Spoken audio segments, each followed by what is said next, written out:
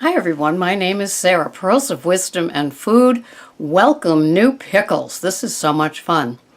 Well, is your primary relationship with your scale, or maybe even scales with an S on it? I know how you feel. For a while there, I was working 3 different scales. And yes, 3 different readings. And what did it do to me? It made me crazy. Cray-cray. Lock her up. I just listened to a podcast where the person said, take your scale, don't just tuck it away and think that you can handle it. It's still there. He said, take it out back and take a sledgehammer to it. Honestly.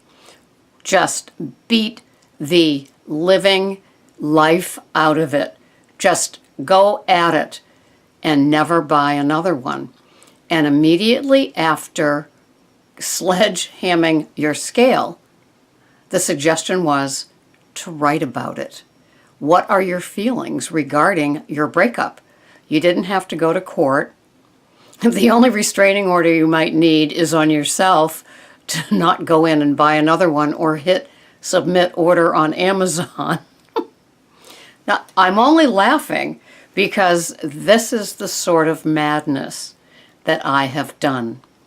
Has your day been wrecked by hopping on the scale, having a skinny moment, and then it's up? And it's like, well, I was having a skinny moment. I was kind of lying there in bed on my back, and I was kind of feeling, this is a skinny day. True confession. I had one of those days yesterday where I peed a lot. This might be too TMI for you, but I was thinking, there, here it comes, the little bit of a whoosh, because I'd been feeling rather bloated, kind of feeling fat, kind of feeling like I was ODing on my vegetables. You're right. I weigh my weight. I weigh my weight. I weigh what I weigh. I weighed my meat, and it's either 3 or 4 ounces when I weigh it. And the other night I had 4 ounces of roast pork, and I had it all chopped up on top of my Fiesta bowl, the big pasta bowl from Fiesta, with my veggies. And I just love veggies. I do. And I track them. I log them. I watch. I see what my carbohydrates are. Fortunately, there's lots of fiber in the veggies. So, it does counter. And because I'm having them in their natural state, right? It's not like blending 5 fruits and then you have to count the fruit if you're on Weight Watcher if you blend it, because you've taken away the fiber that your stomach would use to balance and balance the sugar amount. So anyway, I did not weigh myself. So this morning I felt like, wow, there might be some excitement on the scale. But I was feeling my belly as I laid there on my back in my bed at 3 this morning. And I said, you know what? I'm feeling fat today. So I'm not going to weigh myself. Why am I not going to weigh myself? Because I don't want my day feeling like I've overdone something, because I haven't. Unless I'm sleepwalking and I get rid of all the packages, I'm not having any carbs or added sugar. I'm having probably a boatload of veggies for my second final meal, dinner. I don't have veggies for the most part. Sometimes I have leftover asparagus for lunch, or I put spinach in an omelet, but I haven't had veggies at lunch all week. I've had pretty much the same lunch all week. So anyway, how is your relationship with the scale? Is it your primary one? Is it your secondary one? Can you get more angry and PO'd and wicked mad at your scale than you would a significant other? Does the significant other get the brunt of your wrath because the scale didn't say what you wanted it to say? I wish I could say I'm cured from this whole thing, but I'm not. I don't trust myself doing intuitive eating. I don't trust myself going out back with a sledgehammer and getting rid of my scale. I know that I'm a food addict, and I know I would begin not shaving things, but adding things. You know, I would start doubling down on my portions of Kerrygold butter, coconut oil, macadamia oil, olive oil, all of the nut butters. If I stopped weighing and measuring my food items and my body, I feel like I'd be let out of a straitjacket. Now, is the straitjacket making me crazy? It can at times, but the rest of the time, it keeps me comfortable. It keeps me feeling safe, that I'm doing everything I can. I'm not ready to divorce my scale.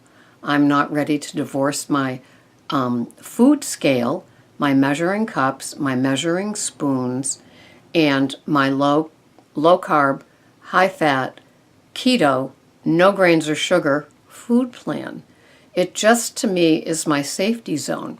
And so, as I listen to this person talk about the sledgehammer and such, it's funny because one of the Pickles and I have daily text, phone conversations, and emails about our dastardly scale or scales.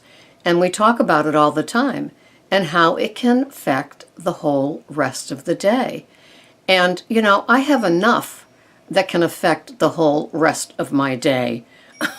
You know, right? Don't we all? And so I have to be very, very careful. The scale is a tool for me. Am I a little bit loopy about it at times? I suppose I could be. I usually weigh myself 2 to 3 times a week. I think that the next time, this is where I keep my weight since I entered Weight Watchers June 2014. It's my scale results.